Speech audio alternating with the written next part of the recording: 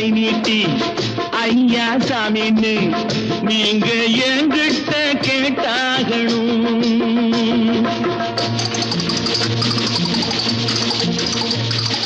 Black చేసి నోళ్ళు డబ్బు దాచుకుంటారు, కాస్త బిచ్చమెయ్యమంటే మూతి ముడుచుకుంటారు. ఆ దాచుకున్నది దోచుకుంటే తప్పరపోతారు, బిత్తరపోతారు. నాను కూడా ராஜாத்தானே நாட்டு மக்களிலே, அடநாணம் என்ன வெக்கம் என்ன காசு கேட்பதிலே.